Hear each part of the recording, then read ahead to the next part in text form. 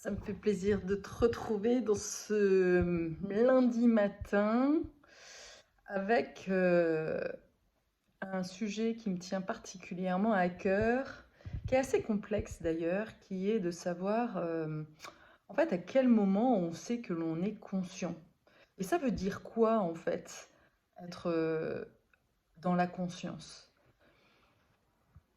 Moi je me suis rendu compte que je croyais pendant très longtemps savoir. Je croyais que j'étais dans la conscience. Je n'imaginais même pas, en fait, euh, avoir me tromper. J'étais persuadée que c'était les autres, en fait, qui voyaient pas, qui n'y arrivaient pas, et que c'est ça qui me dérangeait, en fait. Que ce soit dans ma vie personnelle ou dans ma vie professionnelle, pendant très longtemps, j'ai cru que le problème, il venait de l'extérieur. Et ça, déjà, ça, déjà, eh ben, c'est que t'es pas dans la conscience. Si tu crois que, si tu crois que ta vie ne va pas parce qu'à cause des autres, bah déjà, t'as rien compris. T'as pas compris que ce que tu vois à l'extérieur n'est que un espèce de film, de projection de ce qui se passe à l'intérieur. Et que l'ego, il préfère s'occuper des autres plutôt que d'aller voir qu'est-ce que ça te fait en fait? Parce que je dis pas que c'est pas possible, qu'il y a des fois, on a vraiment le discernement pour l'autre. C'est toujours plus facile d'aller voir le discernement chez l'autre. Mais souvent, une question que l'on ne se pose pas, c'est mais qu'est-ce que ça me fait moi? Pourquoi ça vient pourquoi ça vient me bousculer autant de voir l'autre empêtré dans ses problèmes et pas d'y arriver? C'est quoi mon besoin à moi en fait? C'est quoi le besoin qui n'est pas comblé?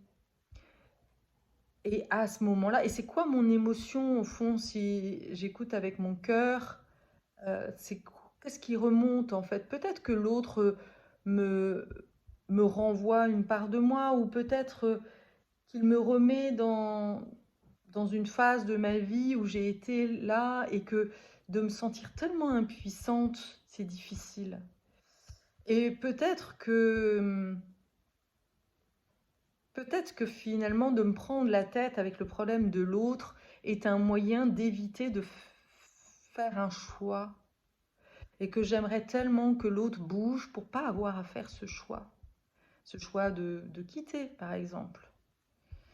Alors du coup, on s'accroche à l'illusion qu'il va certainement bouger, que les choses vont évoluer, que ce soit dans un milieu professionnel ou dans une vie pire personnelle. En tous les cas, moi, dans mon parcours, je me suis rendu compte que de très nombreuses fois, quand je me prenais la tête dans des situations, c'est qu'en réalité, je ne voulais pas sentir la peur de me retrouver, de me retrouver seule ou de me retrouver sans job.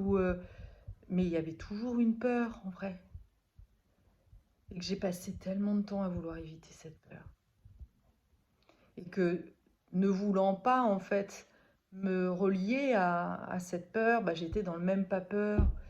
Et que voilà, je passais mon temps à aller chercher, à aller combattre contre des choses ou à vouloir aider les autres. Alors qu'en réalité, c'était moi en fait qui avait besoin d'aide et de soutien. Mais que ça, cette part vulnérable en fait, eh bien, je ne la voyais pas. Et donc en ça, j'étais complètement dans le déni. J'étais dans le déni en fait et le déni était mon gardien. Ça a été longtemps en fait, je voyais pas que j'avais un gardien, en fait, quelque chose qui m'empêchait et qui avait complètement bah, fait disparaître cette part ultra vulnérable, ultra fragile, ultra sensible, parce que bah, dans mon enfance, cette partie-là, elle a été vraiment blessée. Et que du coup, bah, je pense qu'il y a un moment donné où je me suis dit, ou en tous les cas, il y a une part de moi, cette part hypersensible qui m'a dit, mais plus jamais, en fait, j'ouvre mon cœur. Parce que si j'ouvre mon cœur, que ce soit à mes sœurs, à mon père, à ma mère, à mes amis, eh ben, en fait, ça fait trop mal. Alors, du coup, j'ai préféré tout fermer, me mettre dans une espèce d'armure, et je sentais vraiment cette armure. Je n'avais même plus accès, en fait, à cette part émotionnelle. Et à la fois, je sentais que quand même, c'était très bizarre. À la fois, je sentais cette émotion et à la fois, j'y avais pas accès. Ouais, j'avais l'impression d'avoir le cœur comme enfermé, pas accessible. Et puis, évidemment, j'avais à côté de ça bah, des émotions qui me submergeaient, surtout la colère, en fait.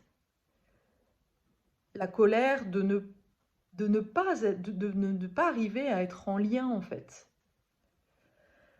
Donc ça, voilà, ça c'est vraiment pour moi des symptômes que finalement je ne suis pas consciente. C'est-à-dire, ça veut dire quoi être consciente? Eh ben, ça veut dire avoir la conscience de toutes nos parts, à la fois celles, les gardiens, à la fois les parts sensibles. Et puis, voilà, il y a les pompiers aussi. Ça, c'est dans l'IFS qu'ils parlent de pompiers, c'est-à-dire les parts qui vont euh, trouver en fait des solutions pour pas ressentir. Et quelque part, qui sont un peu... ils font équipe avec les gardiens. Et ces parts pompiers, souvent, bah, c'est les parts qui t'amènent à avoir des addictions voilà, pour étouffer toutes ces parts sensibles. Parce que les addictions, ça te coupe en fait de ta présence. Donc là, on n'est pas, voilà, on n'est pas conscient en fait quand on fait ça. L'autre chose aussi, évidemment, qui est très facile à voir et à la fois souvent on ne veut pas le voir, c'est quand on se retrouve dans des situations où on sent bien qu'on n'a pas le choix. Hein, je ne peux pas faire autrement. Mais non, mais c'est non, mais non, mais ça, non, mais là, je peux pas faire. Je n'ai pas le choix. Si tu n'as pas le choix, c'est que alors il y a une part de toi qui te manipule. Voilà, soit c'est le pompier, soit c'est le gardien. En tous les cas, il y a une part de toi, ce que moi j'appelle les sous-personnalités psychoactives, qui, euh, qui ont pris le contrôle. Souvent, ce que je vois en fait, c'est que c'est la peur qui prend le contrôle. Très souvent, je vois des personnes qui ont envie en fait qui ont envie de faire un travail, qui sentent qu'ils en ont besoin et qui disent ouais non mais c'est bon, je suis prête. Et au bout d'une demi-heure d'échange, elles sentent bien qu'avec moi en fait ça va le faire. En fait, le corps le sait, mais il y a le gardien ou le pompier qui tout de suite, le mental qui va tout de suite arriver en disant non mais c'est pas le moment, c'est pas le moment parce que bah là en fait j'ai pas de travail ou bah non, ou au contraire je vais prendre un nouveau travail ou je vais en vacances ou voilà il faut que j'en parle à mon cheval. Et tout ça en fait, tous ces mécanismes là montrent que en réalité, il n'y a pas de conscience. C'est-à-dire que tu n'y vois pas clair sur toutes les parts qui sont à l'œuvre et quelle est la part en fait qui dit oui ou qui dit non. Et tu vois bien qu'il y a un conflit intérieur. Il y en a une qui est prête puisque sinon bah, elle n'aurait pas fait la démarche en fait de venir, de prendre un rendez-vous. Donc il y en a une qui est, ah ouais, il y en a une qui est prête, mais il y en a une autre qui a peur. Peur justement, peur d'être démasquée, peur d'y arriver aussi, parce que finalement, il faut bien comprendre que quand on a été comme ça protégé par des parts, bah, de fonctionner sans ces parts, ouh, ouah, ça fout les jetons.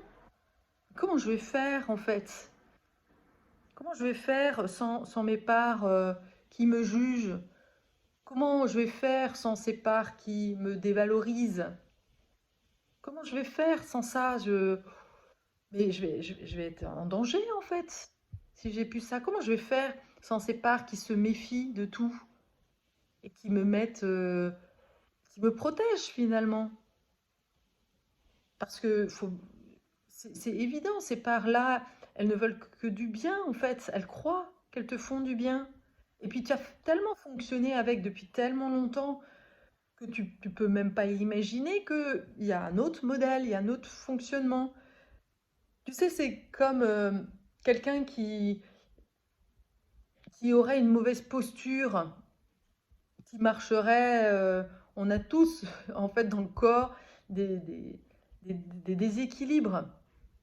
Souvent, voilà, il y a un pied sur lequel on avance plus, donc on est un peu tordu. Donc voilà, tu fonctionnes comme ça, complètement tordu. Et puis, à un moment donné, bah, allez, tu vas chez un ostéo, il te remet tout droit. Ah, mais ça fait tout drôle, ça fait même mal. Ça fait mal en fait de fonctionner droit parce que bah oui, ça fait mal de changer en fait.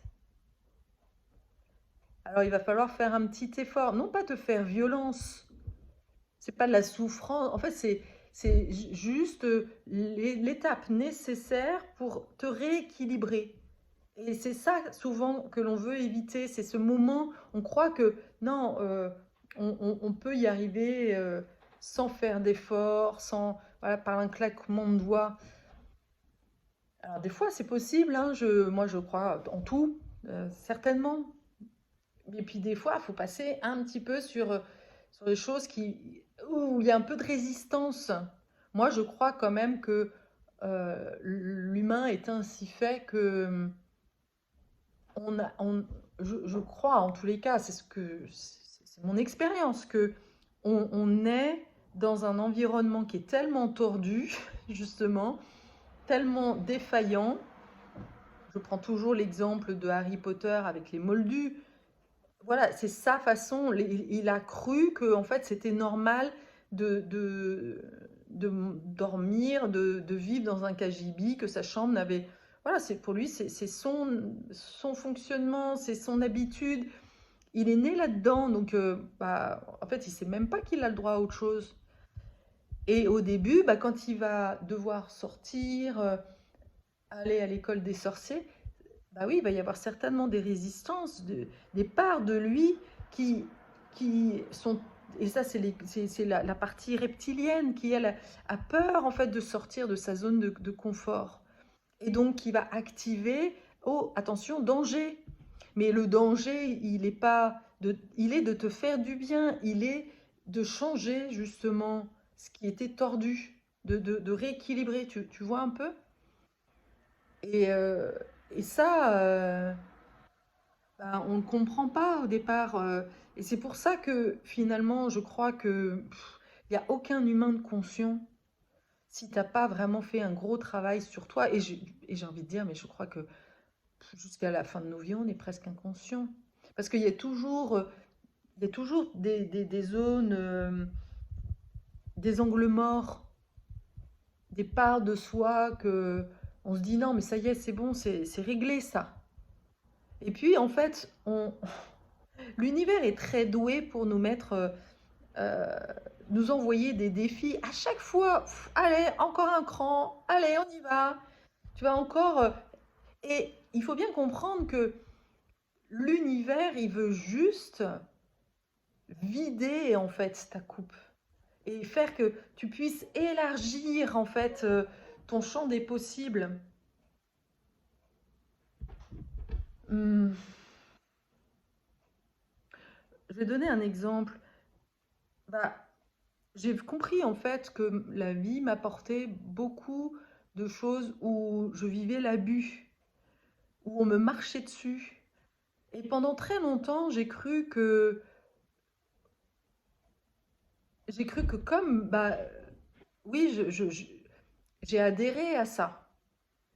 J'ai accepté en fait cette relation, donc je peux pas dire que c'est lui le problème. Non, le problème c'est moi, c'est pourquoi j'ai accepté cette relation, pourquoi j'ai pourquoi j'ai choisi ce job-là. Et c'est vrai, c'est important d'être dans la responsabilité. Et à la fois, ce que j'ai compris, c'est que il est aussi important de voir qu'il y a des gens qui sont tellement tordus, qui te manipulent, mais un truc de ouf, et que il y a des fois, ben non, t'as pas pu voir. T'as pas pu voir en fait, parce que ils ont tellement, ils sont tellement tordus eux que bah, c'est des caméléons. J'en ai rencontré quelques-uns hein, dans mon parcours. Maintenant, je suis devenue méfiante. Alors c'est sûr qu'il y a ça met en fait, euh, ce qui est important, c'est que ces gens-là, justement, m'ont permis de prendre conscience que justement, je ne me méfiais pas assez. Que j'écoutais les parts qui voulaient être en lien. Voilà, parce que moi, je crois qu'on peut être en lien avec tout le monde. Mais non, il y a des gens qui sont vraiment mauvais sur cette terre, qui sont même pas des humains presque, qui veulent juste avoir le pouvoir, qui veulent juste obtenir quelque chose de toi. Dans la prophétie des Andes, ils en parlent en fait, de ces gens qui vont...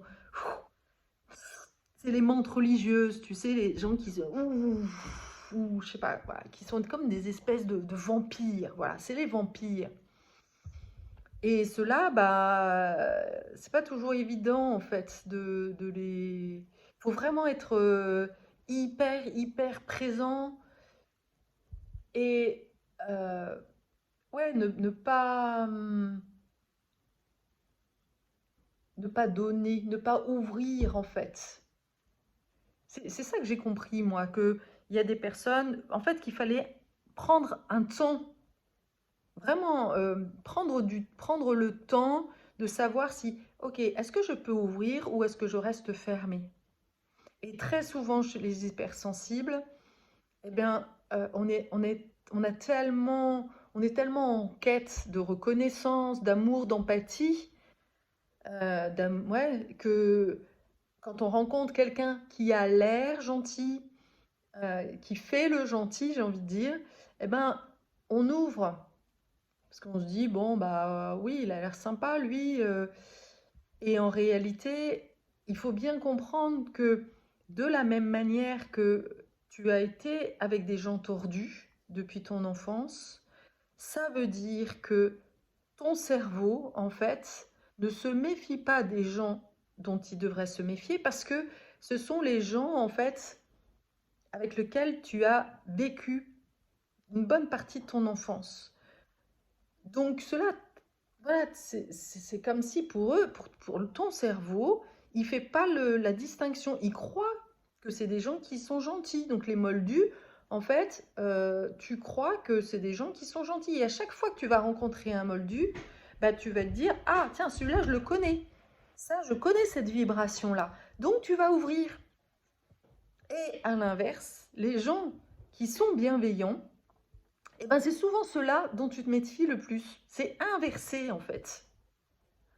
C'est pour ça que comment veux-tu être conscient si tu n'as pas conscience que en fait ton rapport au conscient il est inversé presque. Et très souvent quand tu n'as pas peur, eh ben, j'ai envie de te dire méfie-toi. Méfie-toi quand tu n'as pas peur. Moi je me suis rendu compte que les situations qui me foutaient le plus le jeton, c'est celles qui me faisaient le plus de bien. Donc j'ai besoin, mais oui, parce que c'est là où je sors de ma zone de confort, que le reptilien, il dit, attention, là, je connais pas ça. Ce type de personnes-là, ah non, elles sont vraiment gentilles, méfie-toi, parce qu'en fait, on connaît pas ces gens-là. Tu vois? Tu comprends un peu? et, et de te poser la question, en fait, bah justement, qui a peur? Et en fait, la conscience, c'est aussi une histoire de centrage. Comme je l'ai dit tout à l'heure, c'est qui décide. Et c'est comme si à chaque fois, à chaque moment, à chaque décision que tu prends, eh ben, il fallait faire un espèce de conseil à l'intérieur de toi pour bien identifier. Ah, voilà, les parts qui sont d'accord, eh ben, c'est celle-là. Et puis, il y a celles qui disent attention à celle-là et celle-là. Et qu'est-ce qu'elles ressentent en fait, ces parts-là? C'est quoi leur peur? Ah, et donc, du coup, tu y vas en conscience. Parce que, bah oui, tu as le tableau complet. Mais souvent, en fait, on n'a pas le tableau complet. On va mettre un focus là où on veut. Dans un sens ou dans un autre, il y a des moments où moi je sais que j'ai été tellement emballée que j'ai laissé ma part spontanée, celle qui, c'est la part de l'enfant hein, qui se dit ah ouais là il y a un nouveau truc, wouhou, on y va. Et alors celle-là, en général, elle adore sauter dans le truc, elle y va. Et très souvent, elle oublie en fait d'écouter l'autre part qui est plutôt prudente, celle qui est oula, attention Carole, là, c'est bien de t'emballer, mais pose-toi la question de l'impact si ça se passe mal en fait. Est-ce qu'on peut prendre un petit peu de temps là, te renseigner, tout ça, pour quand même savoir où tu vas? Et c'est quoi le risque? Est-ce que tu peux évaluer le risque en fait de plonger comme ça, et surtout si, bah, si c'est en cohérence avec, je sais pas, ouais, même un thérapeute ou un coach, parce que bah, les coachs, souvent, ils savent très bien y faire, en fait, pour t'emmener, te dire, non, c'est mieux pour toi, mais en fait, ils en ont rien à foutre de toi. C'est mieux pour eux, en fait. Ils ont déjà, eux, ils veulent juste te closer, quoi. Et très souvent, et d'ailleurs, c'est ça, t'as ce... Moi, j'en ai vraiment rencontré beaucoup quand j'ai lancé mon business, des personnes où je me disais, ah ouais, lui, il est gentil, en fait, il parle que de... Il parle de moi, il met en avant. Ouais, bah, du coup, j'ai pas écouté la part à côté qui dit, attention, c'est louche. Bah non, parce que j'avais tellement envie d'entendre ça. Et donc, bah, quand ce mec-là, alors que je lui disais que j'avais vraiment besoin qu'on fasse ça ensemble. Ah maintenant, la fois d'après, il m'avait fait mon site internet. C'était pas du tout ce qui était prévu. Il m'a pas entendu, quoi. Il avançait lui tout seul, en fait. Mais je n'ai pas entendu, voilà, la part de prudence qui dit attention, là, il est presque trop empathique, celui-là. Hein, il parle trop de son ego, qu'il est champion du monde, tout ça. Ça, c'est louche, quoi. Ben oui, sauf que ça, ce modèle-là, c'est le modèle de mes parents. Donc, bah oui, celui-là, je le connais par cœur. Évidemment, je plonge à chaque fois. Voilà. Et puis, donc, le jour où tu vas tomber sur quelqu'un de vraiment empathique qui va parler du cœur et que tu vas sentir, bah, au début, tu vas te dire, oula, ça, c'est bizarre. En fait, elle me pousse pas, en fait. C'est trop bizarre. Celle-là, non, en fait, oula, je sens que c'est désagréable. Mais oui, en fait, là, il va y avoir une résistance parce que elle te, elle te sort, en fait, de la zone de confort. Et de sentir cette vibration de cœur, cette empathie, bah, c'est quelque chose, ça vient activer bah, cette part sensible, en fait, qui a envie, en fait, de sortir de sa grotte, mais qui n'a pas l'habitude. Donc elle, c'est souvent la prudente à ce moment-là qui se manifeste et qui oublie en fait la part spontanée. Donc il y a des fois, voilà, c'est un peu le bordel, hein, c'est pas simple en fait hein, de bien identifier les différentes parts. Donc une façon que tu peux faire quand tu es face à une décision importante, eh ben, c'est vraiment de noter sur un papier, tout, d'écouter, de prendre du temps et d'écouter. Tiens, alors il y a une part qui me dit, ah ouais, là j'ai envie, ça me fait du bien. Et puis il y en a une autre, et donc elle répond à quel besoin celle-là? Ok. Et puis de vraiment te poser la question, quelles sont les parts quelles seraient les objections? C'est la prochaine vidéo, je te ferai les 7 chapeaux de Bono. Ça, c'est une méthode super intéressante. Voilà. Qui permettrait en effet de prendre des décisions en conscience. L'autre chose aussi, eh ben, c'est que je vais lancer un défi, euh, un défi de, de 12 jours. Je suis en train de réfléchir comment je vais le faire. Bon, je vais réfléchir encore un peu parce que je ne sais pas suffisamment clair, mais je vais lancer en fait ouais, un challenge sur la voie du héros parce que j'ai tellement envie en fait de t'apprendre ça.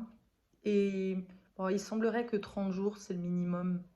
Donc on va voir comment je peux faire ça sur 30 jours. Je vais y réfléchir. Mais déjà, voilà.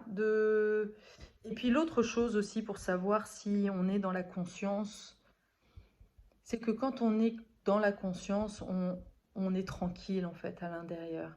Quoi qu'il arrive, quoi qu'il se passe, bah, c'est posé en fait. On arrive à voir les choses et ouais, on est calme, on est tranquille. Il y a rien qui se bouscule ni dans le corps, ni dans la tête. Euh, Ça, c'est vraiment important. On a des pensées claires. Il y a vraiment une notion de... Il y a de l'air. Il y a de l'air à l'intérieur, tu vois. C'est détendu. Voilà, c'est détendu. Alors que quand on n'est pas conscient, c'est contracté. Il y a des tensions partout.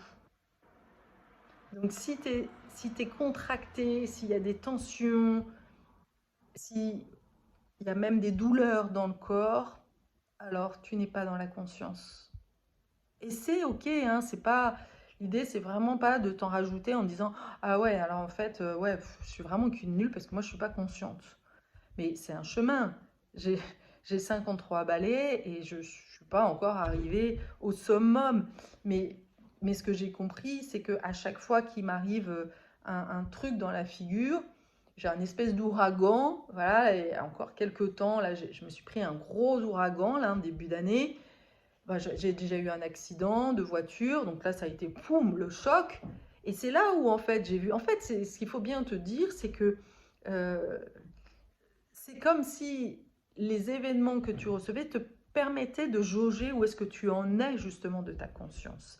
La question n'est pas est-ce que enfin tu as acquis cette conscience suprême, mais plutôt de faire le constat. Ah tiens, bah là, ce qui m'arrive, est-ce que ça me fait complètement chavirer ou est-ce que non, c'est bon, je suis encore debout, je me suis relevée et c'est ok, je peux continuer. Euh, voilà, je laisse passer l'orage, le chaos et j'arrive en fait à fonctionner avec le chaos. Parce que c'est ça aussi la conscience, c'est d'avoir cette agilité, euh, cette souplesse pour naviguer dans des situations chaotiques. La vie est chaos. Si tu as une vie qui est bordée, réglée comme un métronome, eh ben, tu n'es pas dans la conscience. En fait, tu es juste en train de te leurrer. Tu es juste en train de d'éviter en fait des situations pour voir en fait que tu n'es pas consciente. Donc tu es endormi et c'est ok. Vraiment, encore une fois, il m'a fallu vraiment beaucoup de temps pour commencer à me rendre compte que j'étais endormie. Ça date de 2000, vraiment mon gros éveil. Et là, il m'a fallu, bah oui, il m'a fallu déjà en 2008, divorce. Donc là, ça a été, poum, le premier tsunami. Et puis, il m'a fallu perdre, à la fois avoir un problème personnel et professionnel, pour vraiment faire ce travail de conscience. Donc, et ça date, ouais, de 2018, donc c'est pas si vieux, tu vois, pour moi. Donc ça m'a pris tellement de temps, en fait, à juste admettre que j'avais besoin d'aide pour justement développer cette conscience de moi. Parce que si je suis pas dans la conscience, autre chose aussi qui permet de voir que je ne suis pas dans la conscience, c'est m'enfermer dans des idées, euh, vraiment, où par exemple je me disais, mais ouais, mais j'aime bien être seule. Ah ouais, ouais, en fait, j'aime bien être seule. Mais en réalité, derrière le j'ai bien être seule, c'est j'ai peur du monde, en fait. La question toujours à se poser, c'est est-ce que j'ai le choix? Est-ce que en vrai, et quand c'est tout le temps que tu aimes être seule, non, c'est pas, on n'est pas, on n'est pas uniforme, on est là, on est vraiment à l'image du cosmos. Donc on bouge, les planètes elles bougent. Donc à l'intérieur de toi, tes personnages, tous les différents archétypes justement que je vais présenter dans la voix du héros, ils bougent de temps en temps. Il y en a un qui va venir plus devant parce que tu vas avoir besoin en fait du guerrier parce que tu es face à un problème. Et puis après, bah, c'est plutôt le lover qui va être là, l'amoureux, parce qu'il a, voilà, il a besoin d'ouvrir ton cœur. Et en fait, c'est ça. On est, on est, on fonctionne comme le cosmos. On est à l'image du cosmos.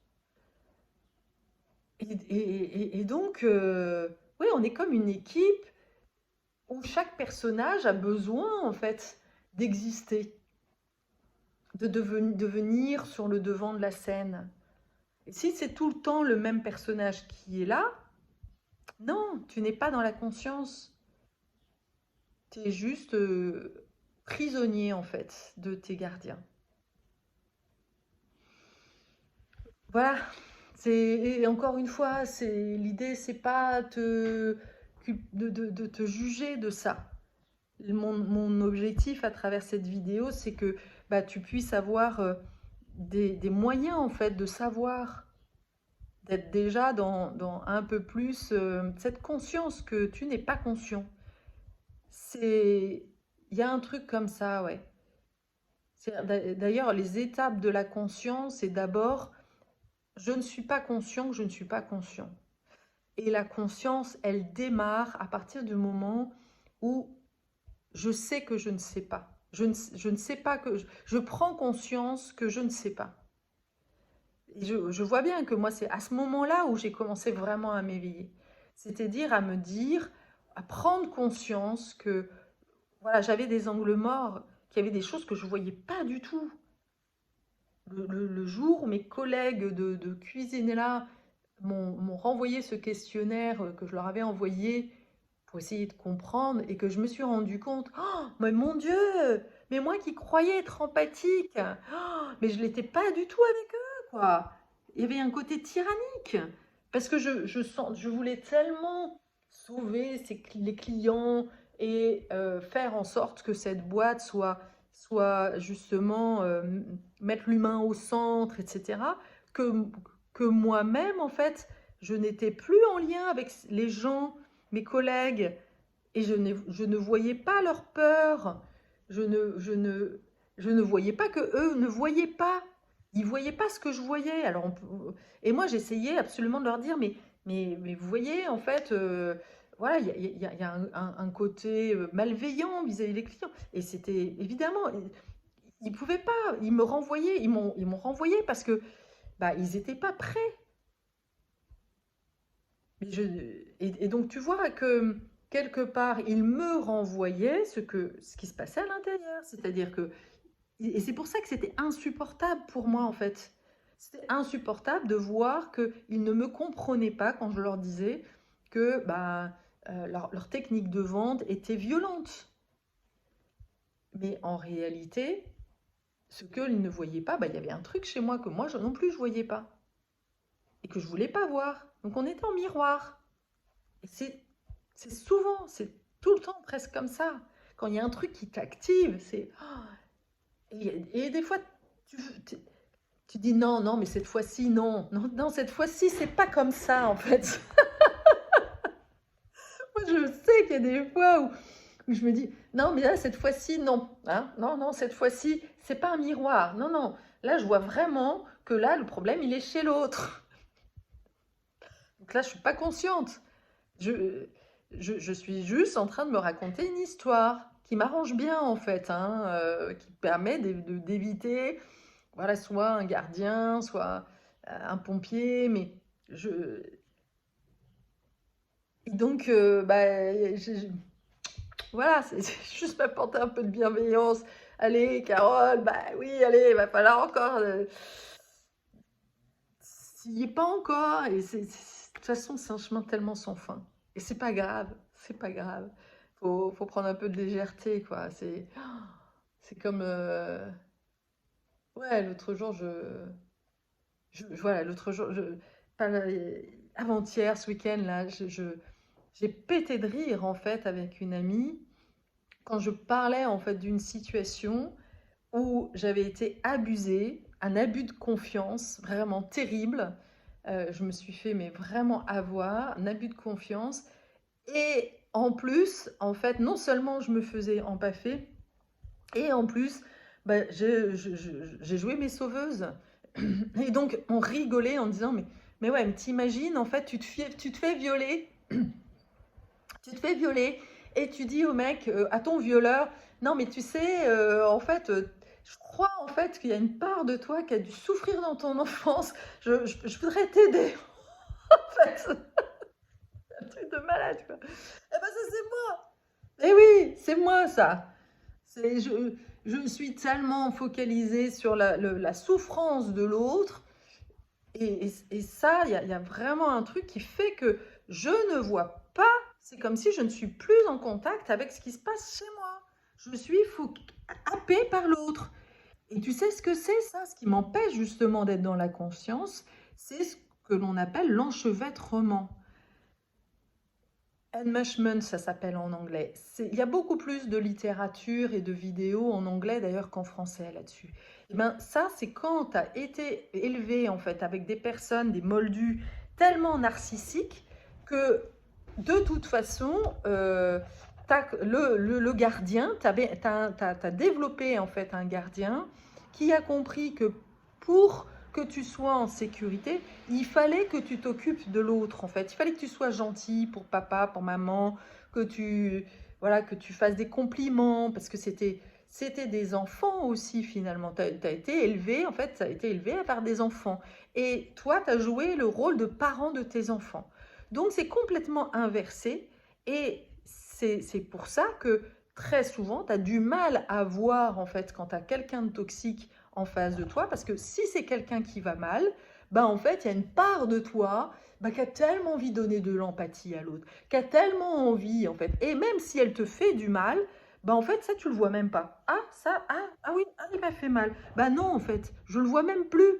Parce que j'ai tellement l'habitude, en fait, d'être abusée, ça fait partie des choses bah, de mon quotidien, de mon enfance. Donc ça fait partie de ce que j'appelle moi la cage, des choses dans lesquelles tu es enfermé et tu n'as même pas conscience que tu es dedans en fait.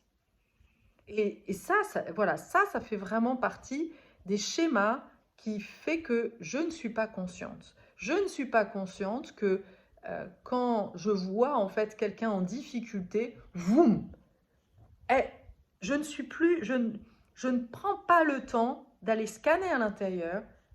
Est-ce que c'est juste pour moi d'accompagner cette personne?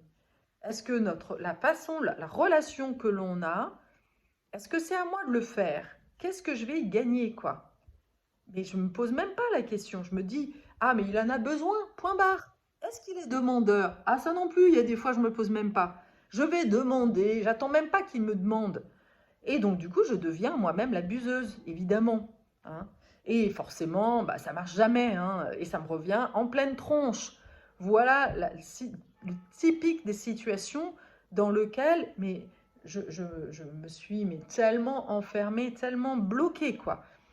il m'a fallu mais beaucoup d'années de recherche, de compréhension pour voir ce mécanisme qui était à l'œuvre. C'est-à-dire qu'il y a une part de moi, un gardien, qui fait que, ah non, ma douleur, je ne la ressens pas.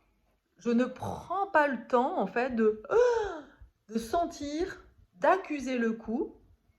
Et donc, du coup, des petites phrases cyniques, bah en fait, ah non, je la laisse, elle passe, même pas mal, même pas mal. Alors qu'en réalité, ça m'a fait des trous énergétiques, comme des coups de couteau, comme des lances là. Mais, et ça, c'est impressionnant, il m'a vraiment fallu du temps pour comprendre ça. Que j'étais dans ce déni de la souffrance, tellement j'avais baigné dedans en fait.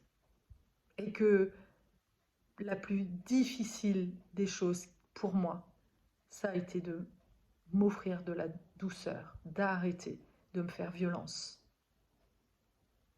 Et de voir que... de voir ce chemin de la douceur.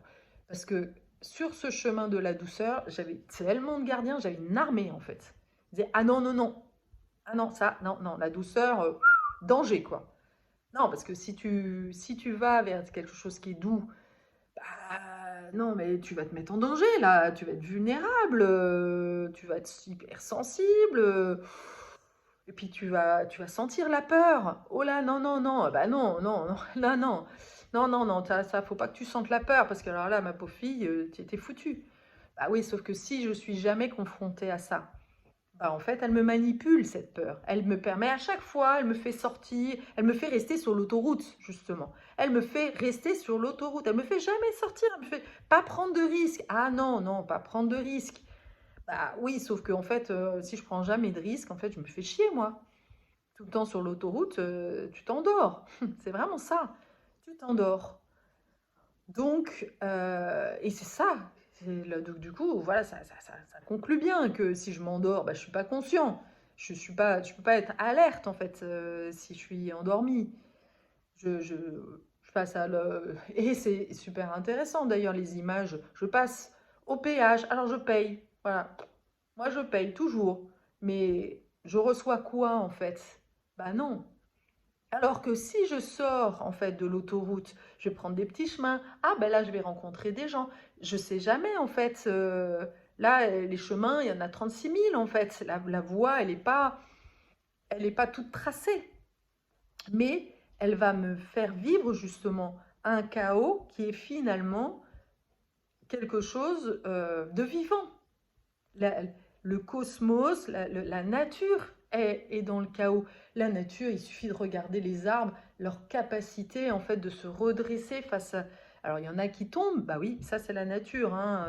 Bah oui, il y a du tri qui se fait. Quand il y a un gros orage, bah, si tu es bien enraciné, et quelque part c'est l'orage aussi qui va faire que, ou la houle, ou les situations, voilà, le vent qui va vraiment t'enraciner, qui va faire que tu vas t'enraciner. Et plus tu vas avoir eu de chocs, plus tu vas être enraciné, tu vas apprendre à te renforcer. C'est ça en fait. C'est comme ça que nous aussi on fonctionne. Voilà. Donc j'espère que cette vidéo t'aura donné des éclairages sur comment, pour évaluer ton niveau en fait de conscience. Et je t'invite, voilà, petite question, petit challenge, entre 0 et 10, à quel niveau tu te crois conscient, consciente? Est-ce que tu crois que tu n'es pas du tout consciente, ou est-ce que tu as l'impression que voilà, tu es presque au top en fait? Et je t'invite, une fois que tu as fait ça, de cette mesure, bah, à prendre rendez-vous avec moi. Et puis on va le voir ensemble. On va regarder ensemble. Et déjà, j'ai envie de dire, si tu as fait en fait la mesure, mais que tu ne veux pas prendre rendez-vous avec moi, je t'invite à réévaluer, à déjà peut-être certainement baisser en fait ta mesure d'un ou deux points. Parce que si tu n'oses pas prendre rendez-vous avec moi, c'est qu'il y a une part de toi qui te manipule, qui croit que tu es bien plus consciente que tu ne l'es, et qui a peur d'être confrontée à ça. Tu sais, c'est comme il m'a fallu vachement de temps pour me faire le test du QI, parce qu'il y avait une peur de moi, une part de moi qui avait peur en fait de ne pas être surdouée. Bah oui, si je suis pas surdouée, je suis quoi?